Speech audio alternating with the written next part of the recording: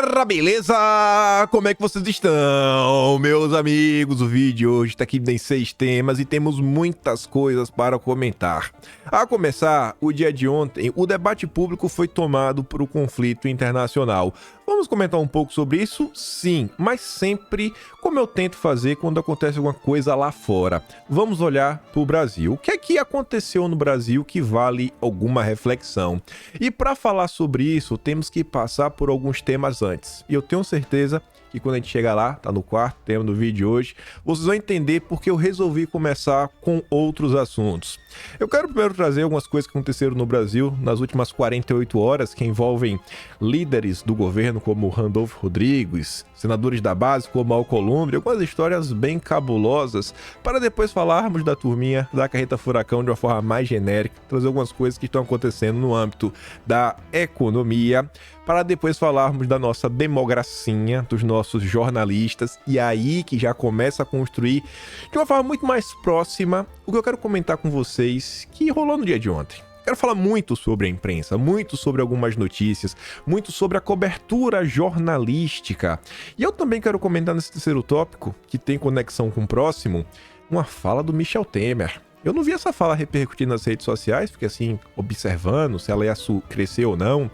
Mas o Temer deu uma entrevista sobre pra CNN, ele falou sobre o dia 8 de janeiro, e eu fiquei muito surpreso positivamente com a fala do Michel Temer. Eu fiquei, como é que isso daqui não virou notícia? E isso nos conecta com o início do tema. E aí tem algumas coisinhas para falar e que nos conectam mais uma vez com o quinto tema, que a gente vai voltar a falar de Brasil, vamos falar de economia num âmbito um pouco mais amplo, algumas coisas que estão acontecendo. Na verdade, essa agenda, né, que vem aí avançando, uma agenda anti-pequeno e médio empresário. Isso dá tempo no final, tem mais algumas notícias diversas sobre o Brasil, mas vamos que tem muita coisa mesmo no vídeo de hoje.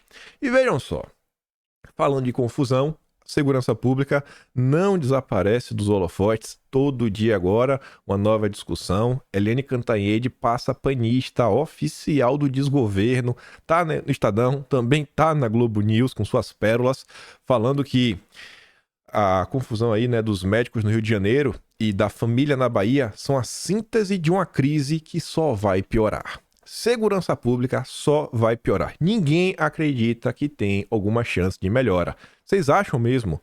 Olha o histórico da esquerda diante de todos esses anos. E aí, mais uma vez, sabendo disso, o que a direita está pensando em fazer? Apenas criticar, apontar o dedo, mostrar as falhas, isso daí eu acho que é importante, mas eu ainda acho que está faltando uma agenda um pouco mais propositiva. Ainda acho que os nossos deputados, senadores, governadores, vereadores, prefeitos, eles deveriam se debruçar sobre isso daqui de uma forma um pouco mais propositiva, mostrando soluções para a população. Mas independente disso, só quero trazer um parágrafo da Eliane Cantanhede, que ela diz que no mesmo dia, Flávio Dino, o diretor-geral da Polícia Federal, o Andrei, estavam justamente na Bahia, no dia que aconteceu uma catástrofe, anunciando mais 134 milhões para combater o crime no estado, o que, como o próprio Dino deve saber, não vai resolver nada. Ser um pacto nacional entre os três poderes, estados, municípios, universidades, mídia e setor privado, com os maiores especialistas daqui e do mundo, não tem governo, ministro ou milhões de reais que dê jeito. Bom, eu não acho que precisa de um pacto. Eu acho que se as pessoas começarem a fazer o que cabe a elas, acho que as coisas já mudam. E isso daqui vai fazer muito sentido lá na frente. Porque a gente conhece a imprensa brasileira. Muitas vezes, você tem um vídeo do ocorrido, alguém furtando uma pessoa, aí tá ali, ó, tá claro o que aconteceu, tá o vídeo. Suspeito fez isso. Você fala, cara, teve uma coisa que vai estar no Atlas de agosto agora. Ou já tá no de julho. Não, acho... De agosto ou setembro, não. Tô na dúvida se vai estar no de agosto ou de setembro agora. Mas enfim, vai ser cedo ou tarde. Eu acho que foi em agosto. Carlos Bolsonaro, ele fez uma postagem no Twitter, onde ele coloca um vídeo. Ele até comenta sobre esse episódio no podcast da Bárbara, que um cara joga uma pedra no escritório, no gabinete dele, né? E a imprensa falou, ó, segundo Carlos disse. Não é que ele disse que o cara joga uma pedra. Tem um vídeo do ocorrido, então assim, aí tem que ter um pacto. Não tem que ter. A mídia um dos principais culpados. As universidades também. Tá todo mundo errado. Vamos começar a fazer o certo, vamos começar a fazer uma autocrítica. Acho que é isso que tá faltando um pouquinho. A mídia é outro ponto aí que merece ser cobrado veementemente por tudo que vem fazendo. E aí, eu acho que aqui também tem a ver com segurança pública. E eu creio que esses policiais vão aprender de uma forma muito amarga que eles não deveriam ter feito o que eles fizeram. Eu não torço para isso acontecer, mas conhecendo o Brasil, eu acho que vai dar ruim. Porque o filho do Randolph foi preso, rapaz. Olha ali, ó. Filho do senador Randolph Rodrigues é preso por desacato no Amapá. Tem vídeo do momento. E assim, se o cara não tivesse resistido, como a defesa disse, não, a gente não resistiu, a polícia que foi truculenta, eu não acho que precisaria ter tantas pessoas no vídeo lá tentando segurar o cara. O cara parecia que tava meio nervoso. Mas tudo bem, né? Tá dizendo ali que o filho do Randolph, Gabriel Martí Cruz, 28 anos, foi preso por desacato à autoridade de desobediência em Macapá, na capital do Amapá. O episódio acontece na madrugada deste sábado, durante uma ocorrência da PM na Expofeira. A gente vai falar mais um pouquinho dessa feira. A assessoria do parlamentar diz que o jovem teria sido alvo de agressões de oficiais. O Randolph já falou, ó, foi meu filho que foi vítima. Segundo o relato da Polícia Civil, obtido pelo Metrópolis, de um policial militar envolvido na ocorrência, o filho do senador afirmou que os policiais não teriam autoridade para fechar sua boate, que funcionava no Parque de Exposições da Feira. Randolph é líder do Lula no Congresso Nacional. Abre aspas. Nenhum policial de M vai fechar minha boate. Vocês não sabem com quem estão falando. A farda de vocês não serve nem de pano de chão na casa do meu cachorro. Teria dito Gabriel Rodrigues. Os militares foram até a Expofeira encerrar uma festa na boate de Gabriel por já estar extrapolado o horário permitido no horário de funcionamento. Em depoimento à Polícia Civil, um PM que atuou na ocorrência disse que o ambiente estava extremamente tumultuado e que pessoas tentaram impedir a atuação da PM. Veja o momento da confusão. E a Metrópolis disponibiliza um vídeo de 6 minutos. Recomendo que vocês assistam, tirem suas conclusões. Segundo o boletim de ocorrência, o filho do senador teria resistido. Um dos PMs destacou que Gabriel estava extremamente alterado durante toda a ação. E aí, o Gabriel, né, aqui se pronunciou, o Metrópolis entrou em contato. Procurado pelo Metrópolis, a defesa de Gabriel negou que ele tenha desacatado ou resistido. Acho que o vídeo ali de 6 minutos é muito bom para vocês fazerem o julgamento de vocês. De acordo com o filho do senador, os policiais que teriam começado a abordagem de forma truculenta, com ameaças. Tu pensa que teu pai, aquele M, vai fazer alguma coisa? O soco que tu deu aqui ninguém tira. A defesa registrou um boletim contra os policiais, considerado que o procedimento foi legal, com abuso de autoridade, ameaça, agressão física. No boletim também são narradas ofensas fóbicas, né? Ameaças físicas, ferramentas, tudo atribuído aos policiais. A 52ª Expofeira do Amapá acontece em Macapá, capital. O que vocês acham e vocês comparam a arte desse episódio? Aí você vê aquela da Eliane Cantanhede, que está cobrando um grande pacto com a esquerda. Eu acho que os policiais vão ter problemas. Não é isso que eu desejo. Mas continuando, ainda falando dessa feira sensacional, olha só. Empresários denunciam cobrança de propina em feira no Amapá. 2 empresários denunciam cobrança de propina para ocupação de espaços numa feira de agropecuária que se realiza desde o início da semana em Macapá. Um desses empresários falou que pagou R$80 mil por fora para montar camarotes no local. E outro afirma que a organização cobrou R$60 mil para a esposa dele conquistar o título de rainha da Expofeira. Paga 60 conto. Rico é assim, né? Rico fala conto. 60 conto. Quem fala 60 mil é pobre. Que não sabe o que é 60 mil. Não vai saber. No governo do Lula, esquece. 60 conto aí, tua esposa, né? Tá resolvido. Já bilionário, né? 60 conto, tá fazendo 60 milhões. Aí vai nas escalas. Um dos empresários, Ronald Oliveira, dono da Alpha Leds Media, apresentou ontem denúncia formal ao Ministério Público Federal sobre o caso. Essa matéria tem um print de WhatsApp, já mostraremos com sobrenome muito conhecido e único. Ele diz que procurou algum lugar para... ele procurou alugar um espaço para camarotes e uma boate na feira e que foi orientado por integrantes do governo do Amapá a conversar com o advogado Moisés Alcolumbre, primo do senador Davi Alcolumbre. Olha só. Olha como essa história do Hugo Marques, que foi publicada no dia 6 às 11 horas da manhã. Calma. O cara tava atrás de uma boate na Expofeira. Tinha que dar um cacau. Procura ali um advogado de sobrenome Alcolumbre. E olha como essa nota aqui, do dia 7, ou seja, de ontem, 5h30 da tarde, vão se conectar. E vai além da Expofeira. Vai vendo. Procura o Moisés Alcolumbre. Será que é parente? É. Primo do senador Davi Alcolumbre. Além dos 15 mil reais cobrados oficialmente para a Associação dos Músicos do Amapá, Ronald alega ter sido obrigado a pagar 80 mil reais por fora para o advogado. Ronald afirma que, mesmo com o desembolso da propina, o espaço que ele queria alugar, que era um espaço para uma boate, foi destinado ao filho de um senador do estado. Quem será, rapaz? Deve ser o filho de quem, hein? Deve ser o filho de quem? Esse é o Brasil. Dos democratas. Os errados são os bolsonaristas. É a direita, são os conservadores. Precisamos de um grande pacto, gente. Entre os três poderes, os municípios, as universidades, a mídia. Vai vendo. E que por isso foi orientado pelo próprio Moisés a ir a Brasília conversar com o Alcolumbre. Rapaz, vai lá conversar. A boate tá na mão aí de um filho de um senador. Senador, né? Não é vereador, é senador.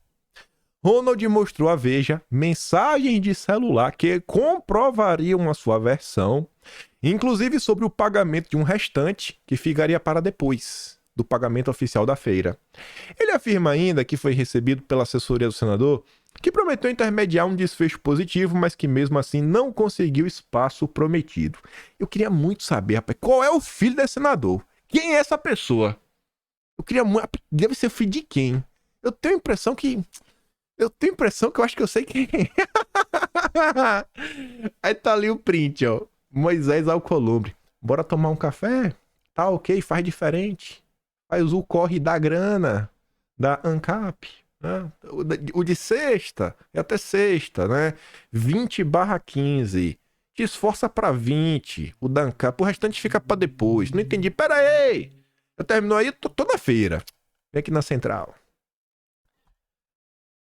O outro empresário que denunciou cobrança de propina é Felipe Azevedo, que gravou um vídeo e enviou a vários empresários e autoridades do Amapá denunciando o esquema.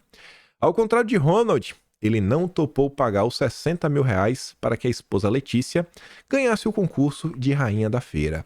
Ele terminou em 7º lugar. Até o concurso é roubado aqui no estado do Amapá. A assessoria de imprensa do senador Alcolumbre confirma que Ronald esteve no gabinete. Ronald é o cara que tá ali, né? Do camarote. O da boate. Será que essa boate que acabou indo pro filho do senador, será que é o filho do Randolph? Eu acho que não, né? Óbvio que não. De jeito nenhum. Mas informa que ó, ele foi lá no gabinete do Alcolumbre, mas o senador não recebeu empresário e não intermediou concessão de espaço na feira. O advogado Moisés Alcolumbre negou ter cobrado propina de Ronald. Esse Ronald fez uns problemas na feira, mas é uma inverdade o que ele está colocando. O advogado não quis explicar qual é o seu papel na organização da feira e se ele tem algum cargo oficial para administrar os espaços. Ninguém sabe de nada. Mas, não. Temos que fazer um grande pacto para solucionar a crise de segurança pública no país. Vocês querem me fazer acreditar que esse governo vai resolver alguma coisa? Esse governo que se finge de desentendido? Ministra da Saúde exonera diretor da pasta após dança sensual. Imagine quão cabuloso não foi a situação para a turma do Lula precisar demitir uma pessoa. Ministra diz que foi surpreendida com um vídeo de dança e diretor da pasta é exonerado. Eu não sabia de nada. Ninguém sabe de nada, né? Toda vez o pessoal é pego de surpresa. Governo dá novos padrinhos ao orçamento secreto de Bolsonaro. Desculpem a decisão. Suprema Corte Brasileira descumprindo a decisão da mais alta corte deste país, que proibiu a vinculação política na execução das emendas de relator, conhecidas no governo Jair Bolsonaro como orçamento secreto. No governo Bolsonaro era orçamento secreto. Agora, emenda de relator. O governo Lula atribuiu novos padrinhos às emendas inscritas como restos a pagar neste ano. Com a proibição do orçamento secreto, 10,6 bi ficaram disponíveis para pagamento neste ano, mas com a condição de que as verbas não fossem utilizadas para atender pedidos de deputados ou senadores, por ação expressa da Corte Suprema em seus julgamentos. E o governo descumpriu. Mas é esse governo que a Elaine Cantanhede quer um grande pacto para resolver alguma coisa. Aí, nesse meio tempo, a típica notícia que acho que não choca mais o Brasil. Sebrae e Apex reajustam salários e presidentes petistas agora recebem R$70 mil. Mas 3 milhões e meio por ano. Pode custar 13 milhões e meio por ano. Tá de boa. O Lula. O importante é que a democracia venceu. E aí esse governo que gasta com os seus, né, os de verdade a gente não esquece, né, os brothers, os chapa. Por outro lado, quando é com tratamento com o povo, é assim, ó. Contribuintes sofrem derrotas bilionárias com volta do voto de qualidade do CARF. O Haddad prometeu, através do CARF, a gente vai lá e a gente vai trazer o título. Tá aí, ó. Petrobras perdeu 6,6 bilhões sob tributação de controladas e coligadas no exterior. Faz o L. Mas temos que fazer um grande pacto. Segundo Elaine Cantanhede, inflação no Brasil está mais persistente do que se imaginava, diz o Galípolo. É? Tá bom. Se estivesse economizando, tava um pouco melhor, né? Dólar salta a 5,20. E aqui, mais uma vez, eu quero falar do consórcio. Você olha ali a folha, né? Após dados de emprego nos Estados Unidos sinalizarem juntos altos por mais tempo, criação de vagas no mercado de trabalho americano veio acima do esperado e aumentou temores do mercado. Aí, olha como a UOL já relata. A folha, ela só atribui. Subiu por causa dos americanos. Só aí. E ficou aí. Assim, não falou nada do Brasil, mas foi por causa disso. A UOL vai um pouquinho assim, né? Só um tiquinho além. Debandada de estrangeiros leva dólar 5,20. E a culpa não é do Lula, viu? A culpa não é do Lula. É um chat, pô. Esse é o jornalismo. Essa turma que a gente tem que se unir pra gente salvar o Brasil. Isso aqui não é notícia. Isso daqui é pura propaganda partidária, ideológica, de torcida, de militância. Te chame o que você quiser. A imprensa no Brasil vem desempenhando assim um papel horripilante. Saraiva decreta autofalência menos de um mês após demitir funcionários e fechar últimas lojas. Já teve 100 livrarias ao redor do país. Já foi a maior livraria do país. Mais de 100 lojas. Fechou as portas. Todo dia uma nova notícia. Todo dia. E eu tenho quase certeza que uma parte dessas notícias não teve tanta repercussão assim nas redes sociais. Acho que o pessoal falou da questão do filho do Randolph. Mas será que as pessoas se debruçaram da Veja? Tentar ligar uma coisa na outra. Tentar conectar umas besteirinhas. Ver o que a Haddad anda aprontando contra o empresariado. Eu não estou falando isso de forma aleatória. Tudo vai se conectar logo menos. Mas vamos falar um pouco mais do consórcio. Coisas que aconteceram recentemente. Não comentei nos últimos dias, mas veio a calhar. Tudo ao seu tempo. Porque quando as coisas se alinham, temos aí o alinhamento dos astros perfeito. Nos últimos dias começou a ter um bate-cabeça Legislativo, Judiciário, o Executivo finge que não tem nenhuma participação na confusão. E a turma tá falando assim, ó, tem que colocar algum tipo de limite. Tem que colocar um limite aqui, porque tá meio ruim, né? Tá meio ruim, né? E isso, inclusive, acho que é uma crítica que grande parte da direita vem fazendo há muito tempo. Enfim. Vejam só. Tá lá a Daniela Lima relatando que a PGR pediu, Corte Suprema desse país, anule lei do Estado de São Paulo que deu a um viaduto no interior paulista o nome de um coronel da ditadura. Será que não tem muita coisa... Ela não tem coisas mais importantes para se preocupar? Na peça fala que a democracia não convive com autoritarismo. A gente vem observando algumas coisas que nos levam a certos questionamentos. E para você fazer essa lei como um todo, foi todo um processo, né? Essa mudança não foi o Tarcísio que pegou a caneta e falou, eu vou mudar. A própria nota do G1 diz, ó, a homenagem foi concedida após o vice do Tarcísio, o Felício Ramon, sancionar a lei do então deputado estadual Frederico Dávila. Então foi todo um processo, tem que aprovar uma lei. Então os representantes do povo, os deputados estaduais, resolveram fazer isso. Teve maioria, foi, Não. A democracia não pode aceitar o autoritarismo. Tá bom. Aí veja. A democracia não pode. Essa briga aí que teve, judiciário versus legislativo, a empresa tomou o seu lado, o judiciário. O Noblar solta a seguinte nota. Congresso hostil à democracia tenta emparedar a justiça. Por quê? Porque foi uma votação relâmpago, segundo eles. Não foi 42 segundos. Tá bom. O golpismo de gravata ou enfraquecimento da Suprema Corte só serve aos fascistoides. Diz o Reinaldo Azevedo. Beleza também. Comissão de Chantagem e Justiça. A CCJ virou a comissão de chantagem. Isso não é um ataque? Isso não é um ataque às instituições? Se fosse um bolsominion falando isso, é capaz de estar preso. Quem falou isso foi o Otávio Guedes, mas como é um grande jornalista da Globo, se eu não me engano ele já foi o editor-chefe do Jornal Extra, que é do Grupo Globo, então ele pode falar o que quiser, que não pega nada. E aí eu fiquei surpreso, porque as coisas estão demais. A Globo perdeu a mão há muito tempo. A Globo, não sei, acho que aceitou o papel de se tornar uma espécie de órgão extraoficial de propaganda do governo. Aí o Mário Sabino, que não é bolsonarista de jeito nenhum, pelo contrário, sempre odiou Bolsonaro. Ele, junto ao Maynard, eram os fundadores do antagonista, trouxeram Cláudio Dantas, né, como pupilo. Ele está escrevendo lá suas crônicas direto, pro Metrópolis, a cada 3, 4 dias solta uma. E a última foi essa. Jornalistas da esquerda imparcial contra o legislativo que legisla. Eles não se conformam porque o legislativo quer proibir decisões monocráticas do Supremo que interferem nas competências dos outros poderes.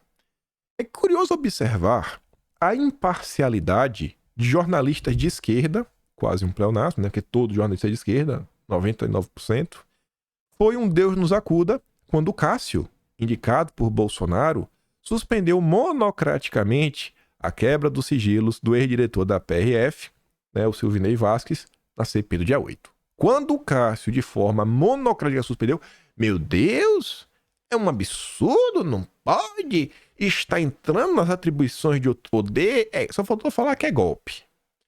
Como assim um ministro pode dar uma decisão monocrática dessas? Quebra de sigilos? É uma das atribuições de uma CPI? Quem esse sujeito pensa que é para afrontar o legislativo? A loucura, loucura, loucura? Esse foi o comportamento dos jornalistas. Um dia depois, os mesmos jornalistas da esquerda imparcial indignaram-se porque a CCJ aprovou uma PEC que proíbe as decisões monocráticas dos ministros com efeitos suspensivos sobre atos dos presidentes de outros poderes. No dia, eles reclamam a decisão monocrática. No dia seguinte, eles reclamam de quem está tentando limitar as decisões monocráticas. Que imprensa é essa? Que imprensa é essa?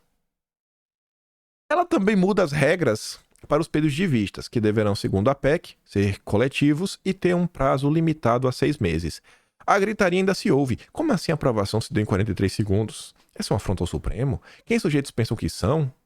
Houve jornalista da esquerda imparcial que chamou a CCJ de Comissão de Chantagem e Justiça. Já sabem quem é, né? O Mário Sabino tá falando da Rede Globo.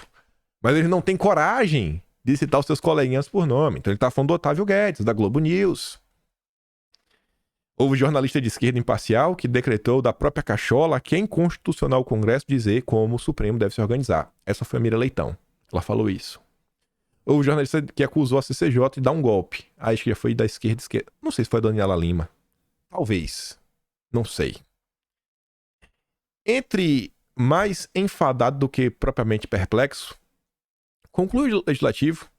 O Legislativo está sendo acusado de legislar. O Legislativo está sendo acusado de legislar, no que interpretei como criminalização da política. Lembra dela? Era o que a esquerda falava, né? Estão tentando criminalizar a política, em suas ações não podem, tem que resgatar. Nem todo político é isso, aquilo, outro. Mas agora mudou. Constatei mais uma vez que os jornalistas da esquerda imparcial não leem a Constituição. Está lá. Cabe ao Legislativo zelar pela preservação da sua competência legislativa em face da atribuição normativa dos outros poderes. Como decisões monocráticas dos ministros da Corte, assim como pedidos de vista vêm atingindo a competência do poder legislativo, o motivo da mudança está justificado, assim como a legitimidade da decisão da CCJ, que terá de ser submetida ao Congresso para entrar em vigor. Quanto aos 43 segundos que a CCJ levou para aprovar a PEC, recordo que o recorde é do Tribunal Superior Eleitoral, que levou apenas 5 segundos para alcançar o mandato do Dallagnol. Quem defendeu tanto democracia, defendendo até medidas de exceção, não deveria esculhambar o Congresso, dizendo que ele afronta o Poder Judiciário ao legislar. Essa democracia com esses democratas é o que temos. E aí, a treta vem crescendo, foram propostos aí uns 3 projetos. Desses 3, estão se falando que só um deve passar, que é esse que limita essas decisões monocráticas contra presidentes dos outros poderes. E aí, telenota, né? Lideranças do Senado vem caminho sem volta em pautas que limitam o poder da maior corte desse país.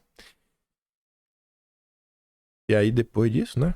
Para tentar dar uma acalmada no cenário, o novo presidente da corte, o ministro Luiz Roberto Barroso, disse que meu corpo, minhas regras precisa de mais debate e não será pautado. Como eu interpretei isso, né? Passou a história do marco temporal. O orégano tá lá e cá, né? Não terminou o julgamento, mas anos. Não sei se já formou maioria. Se não formou, tá quase formando maioria. E você teve isso daí, meu corpo, minha regra. Então tem pelo menos 3 confusão. Marco temporal, orégano, papapá. Um já passou. Falou, ó, você botou... Você pediu, me dá 100 reais aí. Pô, eu não sei, eu não tenho. Pô, me dá 100 reais aí. Pô, não tenho não. Rapaz, tu é ruim, viu? Me dá 100 reais não. Então me dá 10. Ah, tá bom. Toma 10 aí, para de me encher o saco. Eu tô vendo isso. O marco temporal, eu acho que vão deixar... Pode deixar, né? Vai derrubar. Se voltar, deve voltar de uma forma muito mal acabada. E falou, ó, Lira, segura a onda aí, irmão. Vou parar. Isso aqui a gente não vai avançar agora. Mas eu acho que quando tiver clima, passar aí coisa de um ano, vem um ano, etc, tudo mais, aí entra nessa discussão, o clima deu uma acalmada, predileção, bota em pauta aí de novo. Bota na pauta aí de novo. É só pra dar uma acalmada no cenário. E as pessoas têm uma memória curta. E também um foco muito disperso. Muito disperso. As pessoas, né, mudam ao sabor do vento e ao sabor do momento, né? Porque olha que engraçado. Eu vi uma nota que saiu no Brasil 247 e lá tem um espaço para comentários, né? Na hora que eu vi que eles publicaram isso, eu falei, nossa, eu vou ter que ver os comentários. O Inominável, ele falou recentemente, né? Olha como o Brasil 247 relata. Ele diz que o golpe de 2016 contra a Dilma foi um processo que seguiu as regras do jogo. Ele tá falando assim, falou, ó, isso não foi golpe. Teve impeachment da Dilma, impeachment do Collor, esquerda e direita, tudo nas regras do jogo. Ele tá mandando um recado. E aí a turma da esquerda, que vinha batendo palmas, já não tá gostando mais. Por quê? Porque já não tá mais rezando a cartilha. É o que mostra aquele apoio seletivo, né? Arbitrário. Você só gosta porque a pessoa tá do seu lado. São pessoas incoerentes. É aquela história que eles defendiam as prerrogativas só quando o Lula tava vendo o sol bem quadradinho lá em Curitiba, né? Agora tá todo mundo batendo um palmo pra tudo que acontece. Pensa mostrando alguns métodos que durante a Lava Jato eram Deus nos acuda. Mas agora, quanto os bolsonaristas, agora pode. Aí eu achei 3 comentários bem engraçados. Sara Oliveira. Eu sempre soube que esse cara não é o herói da democracia que muitos pintam. Afinal, foi escolhido pelo Temer. Olha só. Viva o cara, herói da esquerda, que democrata. Já tá sendo irônico. Cadê os comentários dos xandonistas defendendo o seu Deus? Que escancara muito da hipocrisia da esquerda. E também hipocrisia da mídia, porque o Brasil 247 é uma grande mídia, né, extremamente respeitada. O João Dória estava até dando entrevista lá.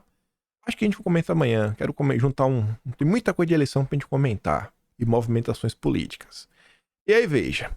Estamos quase chegando nos eventos de ontem, onde a gente conecta principais notícias até aqui comentadas. O Estadão soltou esse editorial. Deixa eu ver que dia é hoje. Anteontem, dia 6. O excesso de excepcionalidades. O maior correio desse país criou um problema insolúvel com os processos do dia 8 de janeiro. Excepcionalíssimos. Os julgamentos de ações penais, no plenário virtual, devem ter a contrapartida de punição mais leve. Esses julgamentos expõem um dilema sério. Por um lado, a Corte não tem condições de realizar o julgamento presencial de todos esses casos. São mais de 1.000 ações penais.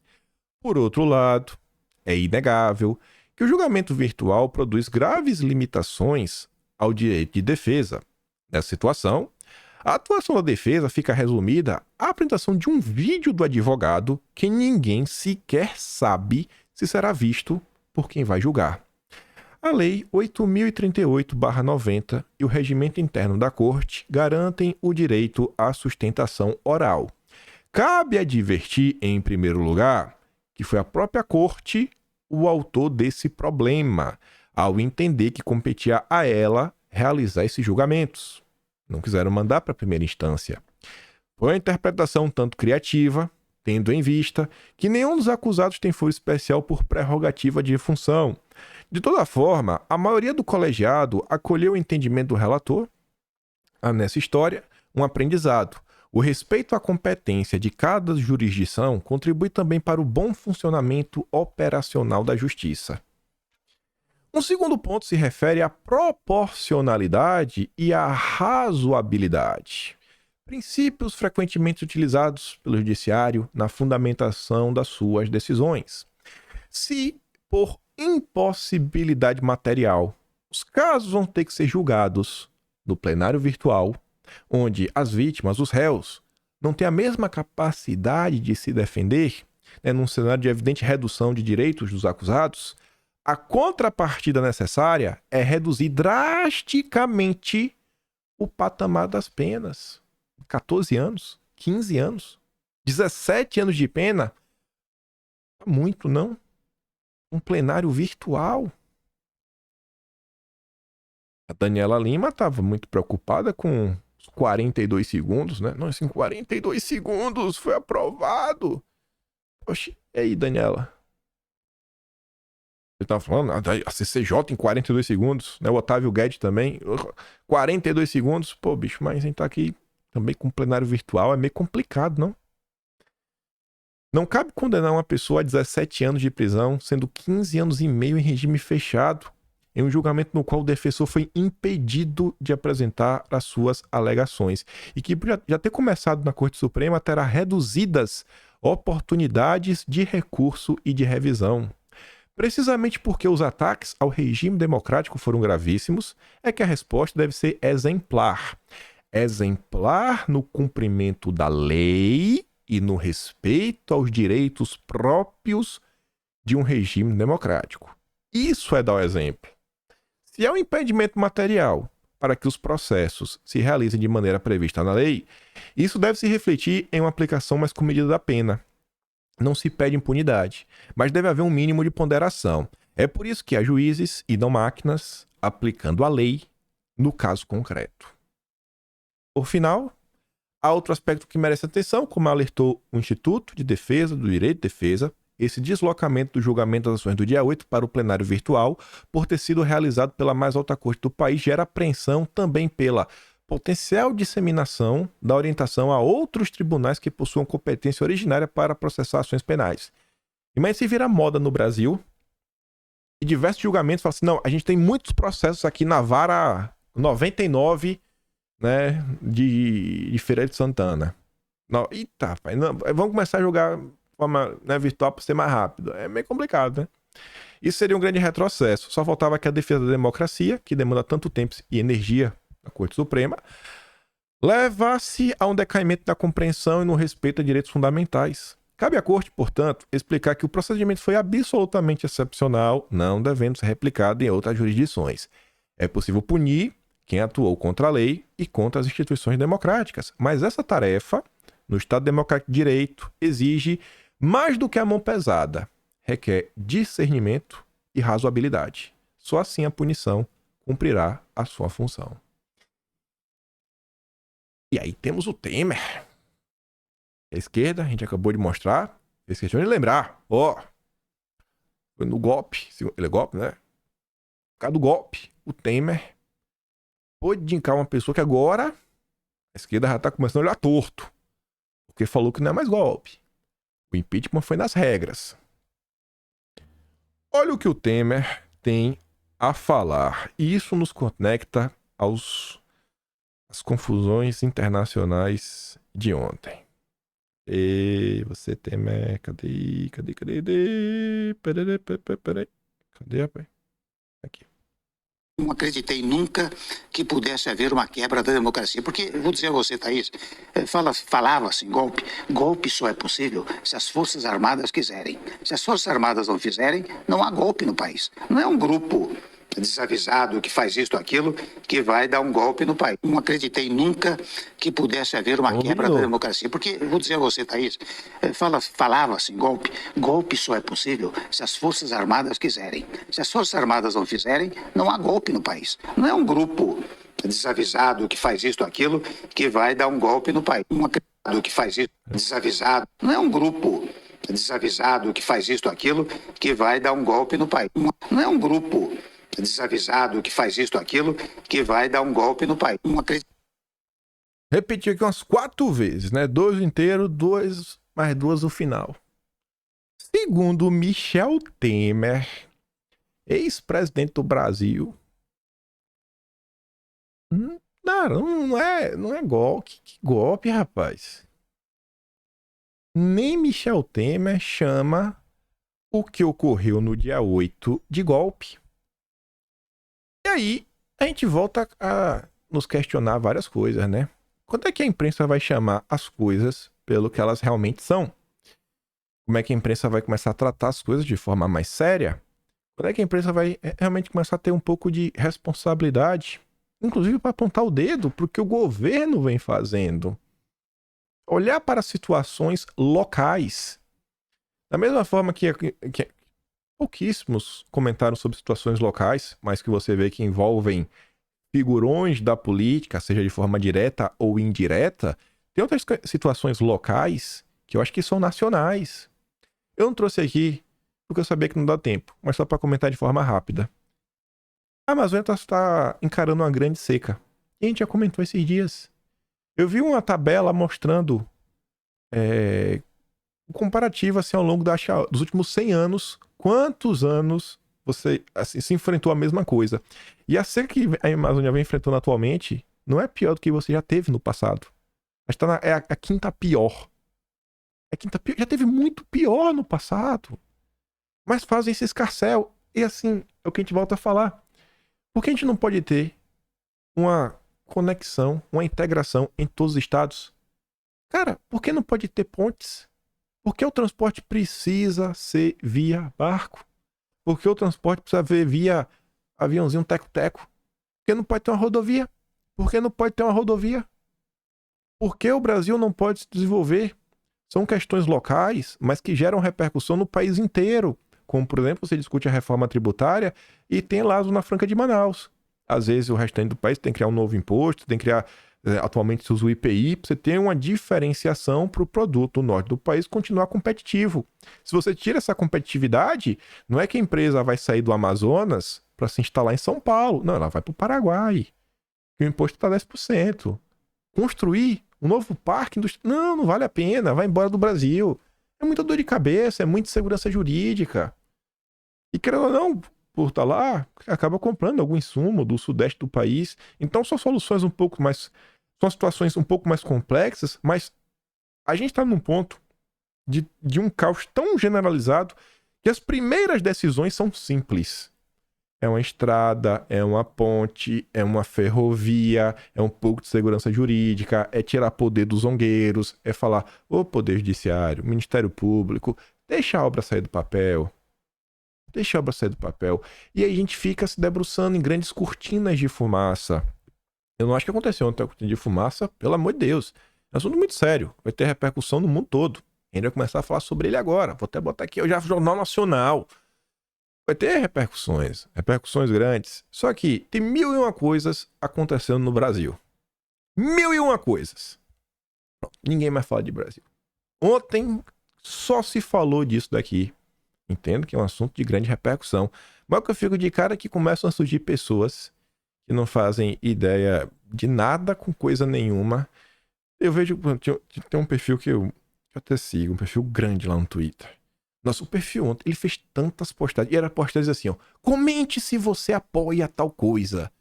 Eu falei, rapaz, só pelo engajamento.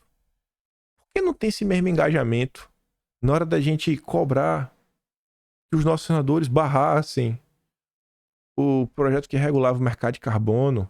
Por que não tem esse mesmo engajamento agora, nesse momento que o projeto que vai regulamentar o projeto de carbono vai para a Câmara? Mas não, porque ontem tinha um hype. Tinha um hype a ganhar likes, etc, tudo mais. Eu não sou especialista em geopolítica, eu não entendo esse conflito de forma profunda. O que eu sei é que, cara, não dá pra concordar com violência. Nas minhas limitações, isso é o que eu sei. Só que, mesmo sem não conhecer esse conflito, tem muita coisa que aconteceu no Brasil que eu acho que eu consigo opinar e que nos conecta aos temas anteriores. Eu fiz questão de trazer ali todo aquele arcabouço, consórcio, o que a imprensa vem fazendo, o tratamento que o governo Dilma vem dando para si mesmo, para os seus amigos, aumento de salários, como vem tratando o povo. Para a gente olhar isso daqui, Rede Globo. Tem algum veículo de mídia que está recebendo mais dinheiro de publicidade do governo federal do que a Rede Globo? Não tem.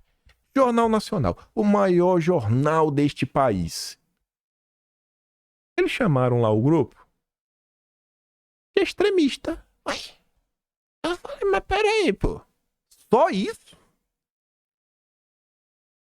Só isso? Porque por muito menos, olha como o Jornal Nacional tratou, na verdade, senhorias de idade. Vovôs. Os coroa aí que tava lá. Teve algum óbito no dia 8? Não. Tinha alguém com alguma ferramenta? Não que eu saiba. Mas, ó, atos que tocaram terror. Mas a turma só era extremista. Eu acho que quando você faz uma escala do suspeito, né, que é o padrão que a imprensa trata a turma do mal, o suspeito, o criminoso, na verdade é que vem o suspeito, o extremista, aí vem um criminoso e você vê um cara que toca o terror. O terror tá aqui em cima, né?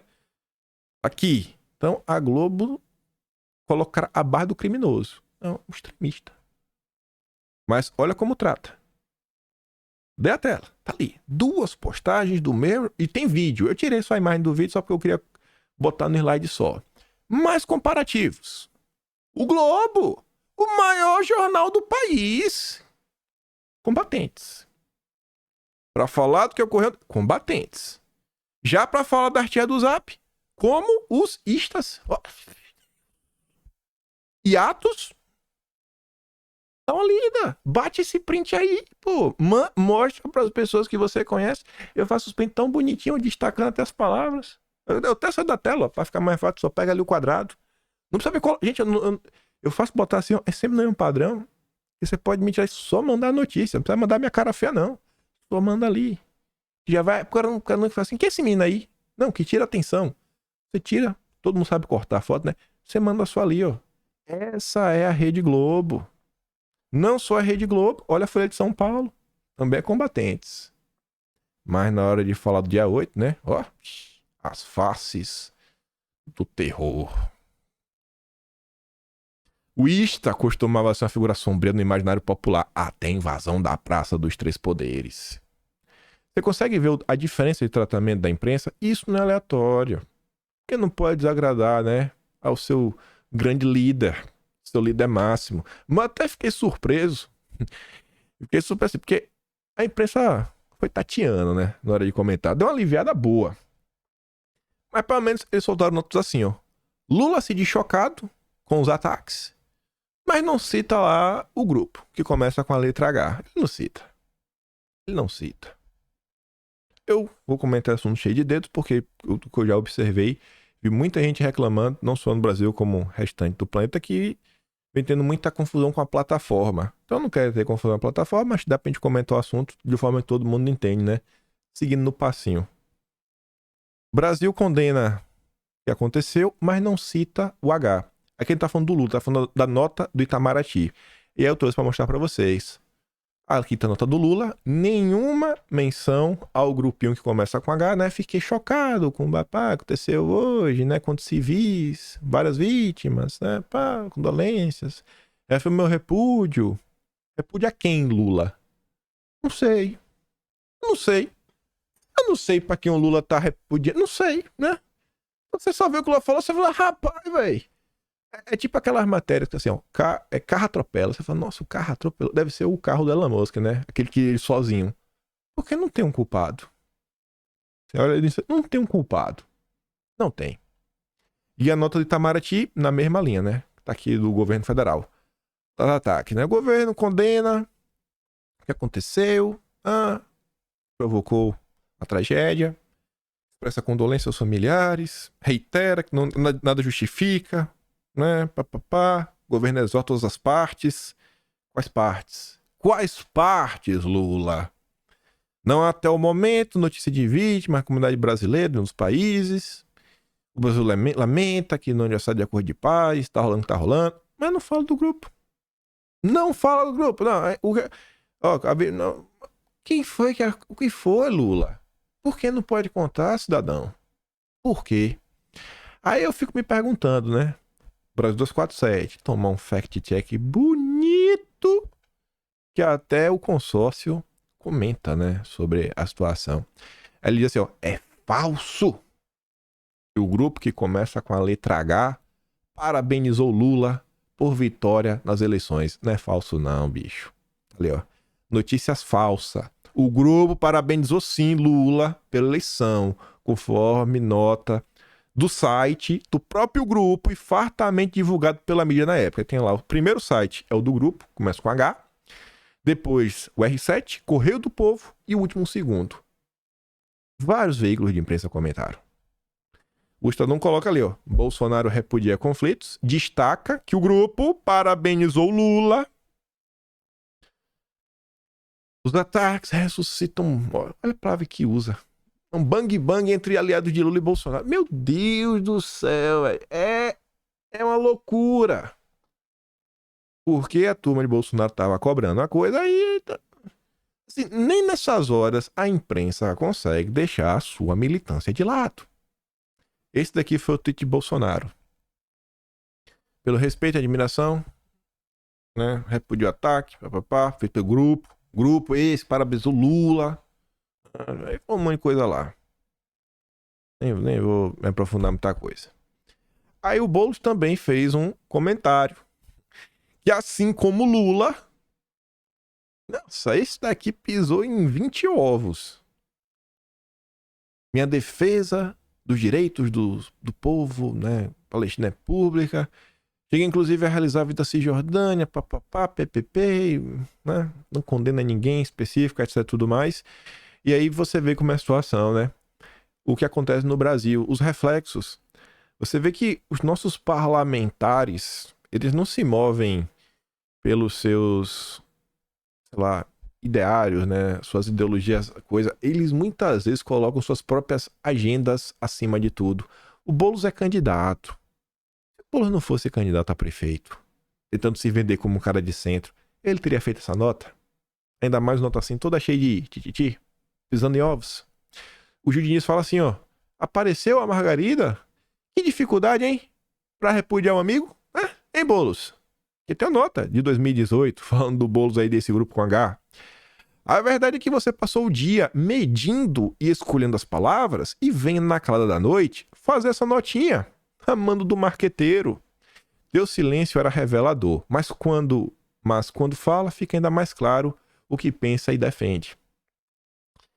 E ainda quero comentar sobre isso, mas trazendo algumas situações que dá para comentar e dá para associar o Brasil. Como falei, não entendo muito do conflito que está acontecendo por lá. Eu não sou estudioso disso. Eu me preocupo com o Brasil. Eu sempre tento saber, cara, como que está acontecendo no mundo, pode ter algum reflexo no Brasil, que a gente pode tirar de tal situação para, sei lá, trazer algum tipo de conhecimento para o Brasil. E olha que engraçado. Esse pensamento aqui não foi meu, né? Tava lendo muita coisa, ouvindo algumas pessoas. Penso de alguma coisa que realmente, né, sei lá, talvez um ensinamento importante para o Brasil. Aqui é o mapa mundi, né? Aqui é um pedaço. Você vê aqui tá os países. Aqui tá Israel.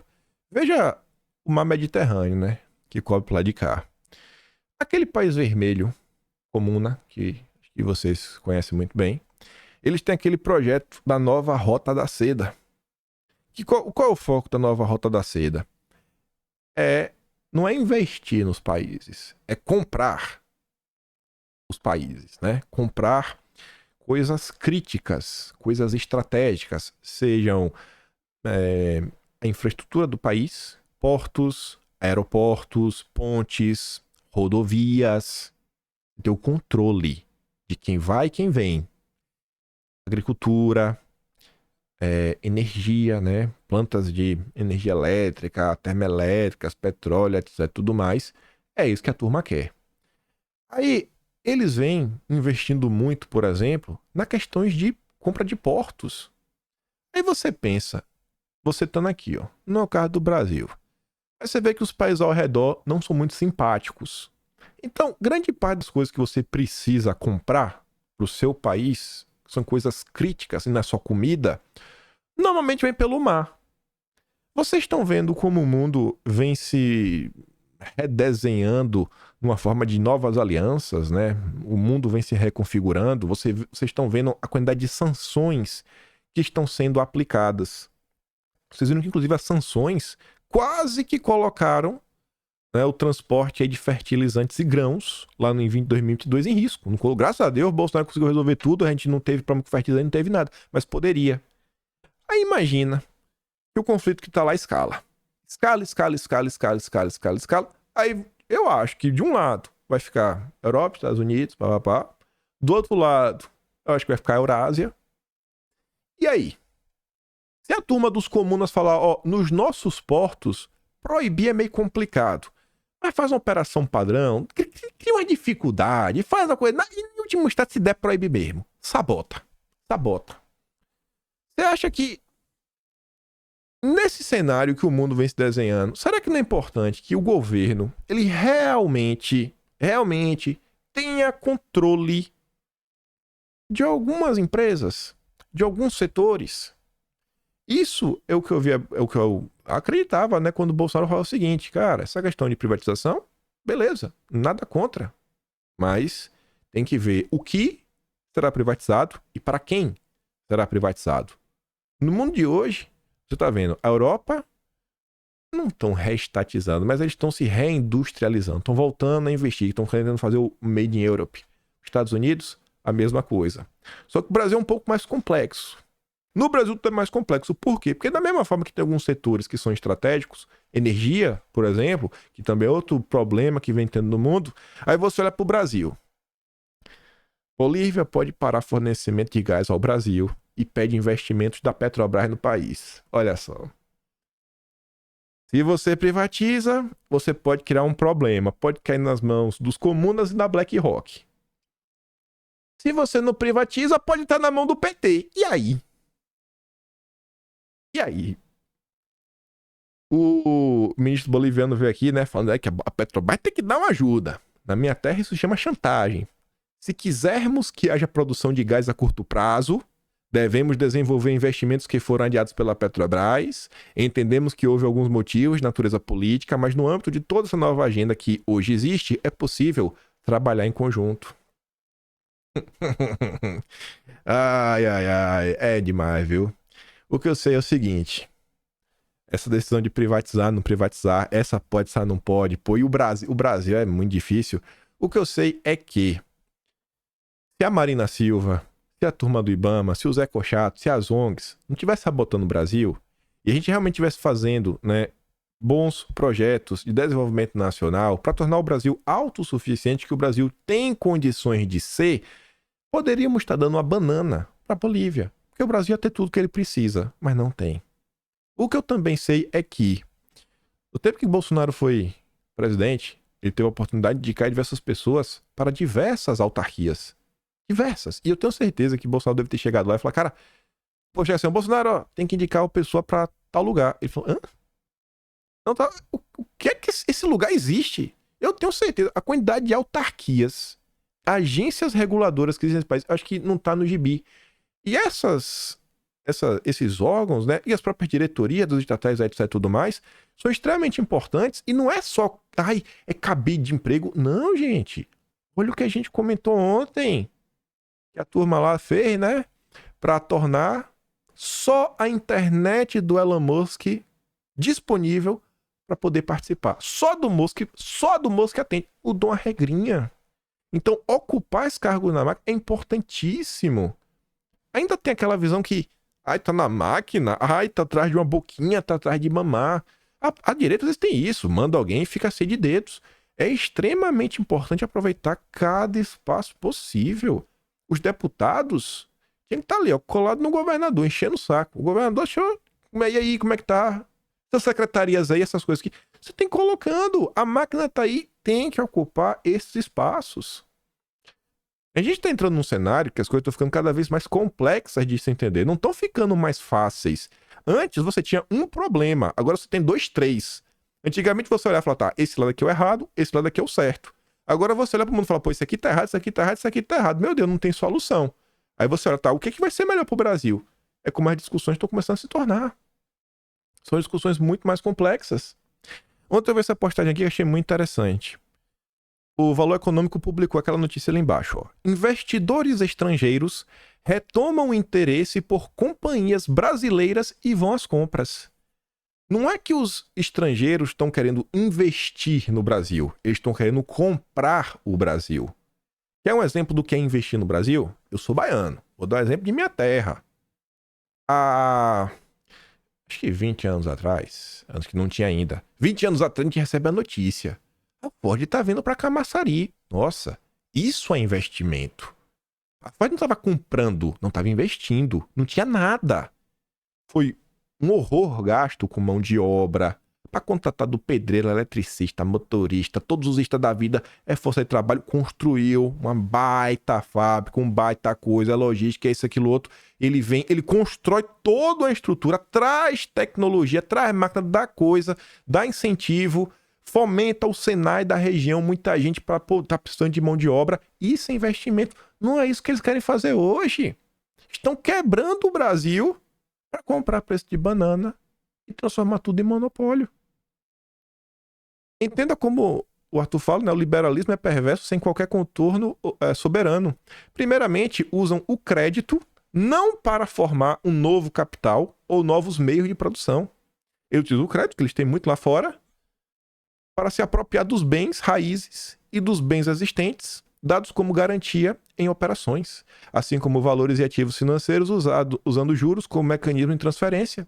De certa maneira, os bancos globalistas emitem novo dinheiro via crédito e, juntamente com a utilização de ONGs, políticos e think tanks, exercem um tráfico de influência para limitar o crescimento do país e se apossar dos recursos naturais e dos bens existentes, resultando na criação de monopólios ou na exploração dos monopólios naturais.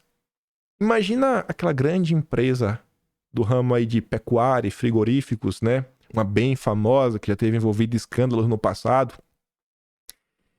Vem um monte de regra para a pecuária brasileira, cada vez mais difícil para o pequeno e para o médio, e essa empresa, além de ser gigante, tem um fundo de caixa gigantesco, eles estão tentando listar as suas ações em Nova York, faz um IPO, dá uma boletada entre uns 5, 6 bi de dólar, 6 bi de dólar. Ele vem no Brasil e fala, irmão, quanto é tua roça? Não quero vender. Quanto é tua roça? Não quero vender. Quanto é tua roça? Aí o cara pensa, minha roça vale 20. 50 milhões. Toma 70 e sai de minha frente. O cara compra tudo.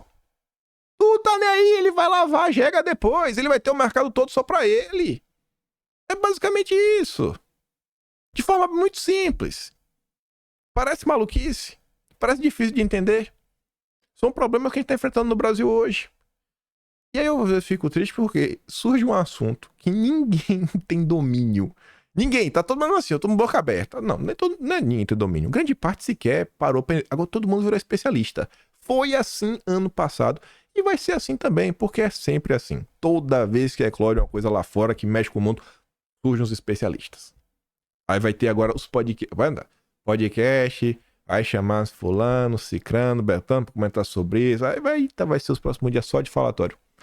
O Brasil é uma economia hospedeira de globalistas, onde toda ação política e econômica visa a criação e formação de capital, mas a aquisição de mecanismo para globalistas onde toda ação política e econômica visa não a criação e formação de capital. Não querem criar, formar, só adquirir os mecanismos para os globalistas gerarem renda. O Brasil é uma economia hospedeira. Quer mais um exemplo? Para qualquer um entender.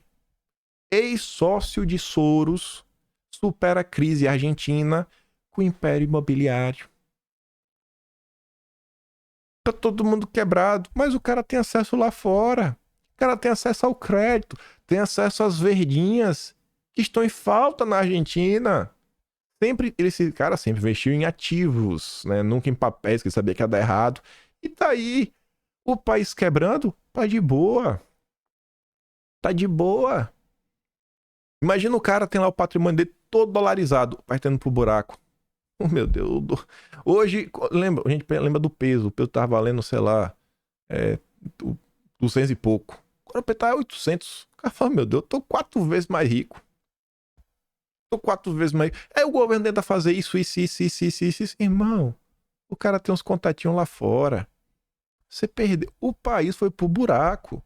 Isso são coisas que a esquerda tá fazendo em todos os cantos. Essa esquerda que tá aí, ela serve a esses interesses globais. O Lula foi para Nova York pedir para BlackRock investir no Brasil, porque só o país vermelho que estava investindo. Olha para que o Lula quer vender.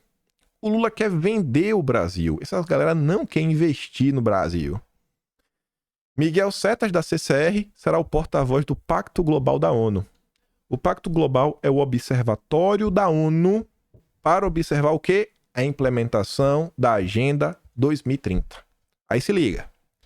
A instrumentalização das empresas com meio de ação para uma determinada agenda política. A CCR é uma das maiores concessionárias de rodoviárias do Brasil. Qual é a garantia que a prestação desse serviço não será contaminada por uma agenda política da ONU?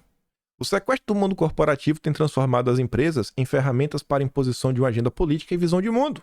Coincidentemente, a BlackRock elevou sua participação na CCR, tornando-se assim um dos seus maiores acionistas. Aí, olha que bacana. Olha que bacana! Mais uma! Exemplo para todo mundo entender. Vai ter a licitação. Seja para fazer um recapeamento, seja para privatizar uma rodovia. Aí, ó, o cara tá no Pacto Global. Conhece muita gente, né? Aí vem a ONU com suas diretrizes. Quando for fazer uma obra, Não pode usar, sei lá, o betume X, não pode usar a brita X. Ó, pra fazer o asfalto tem que fazer desse jeito, ó, pra fazer aquilo. Aí você começa a criar um monte de regrinha. Daqui a pouco, aí você fala, tá, mas quais são as empresas, então, que estão aptas a tocar uma obra dessa? Rapaz, só a CCR. É tanta regra que vem da ONU sustentável que só a CCR consegue, né? E a BlackRock, rapaz, de forma muito coincidente, falou, eu vou investir aqui na CCR. Aí você fica, mas será que realmente isso aqui é Agenda 2000? Será que não é possível? Mais uma. Os selecionados como porta-vozes atuam como agentes de engajamento pelo alcance das metas da Agenda 2030 da ONU dentro e fora de suas companhias. Se você domina as regras, você ganha todos os jogos. Olha o que o porta-voz, né, o escolhido, disse.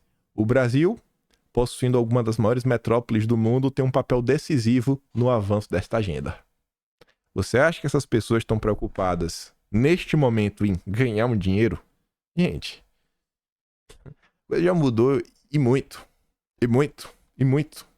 E a gente, às vezes, fica nas discussões em uns, sabe, uma coisa que eu vejo, pessoal, os assuntos realmente, sim, que eu acho que são de extrema importância de estarem sendo discutidos, eles ficam em segundo plano.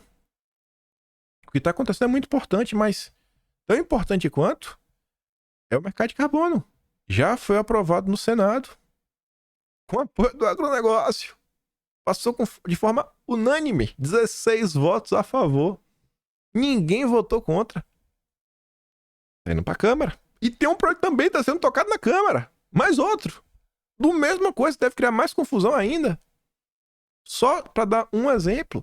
Mas a reforma tributária, que foi aquele caos. E agora a gente tá vendo as últimas... Gente, vocês conseguem lembrar a última boa notícia que vocês viram? Alguém a gente comentou envolvendo reforma tributária? Ou alguém se atrevendo a elogiar a reforma tributária? Deixaram lá. Por quê? Porque é caos. Olha o que o governo tá fazendo. Olha como o governo vem em busca da sua arrecadação. Tradução. Tirar imposto do povo. Enfim. Vou mandar o vídeo do Temer falando que não foi golpe, né? Não tinha como. Lá no Telegram. Tem que estar na descrição. E se gosta do meu trabalho, vai se inscrever no canal. Valeu. Tem um Patreon na descrição. Tem um Atlas Brasileiro também, kimpaim.com.br. E lembra sempre daquela compartilhada, né? Me ajuda. Só tem vocês para levar a informação à frente. E deixa aquele grande beijo e abraço. Tamo juntos. E acho que agora fez sentido, né? Porque deixar o tema ali, que acho que amarra tudo de forma muito bonitinha. E é isso. Aquele beijo grande. Fui!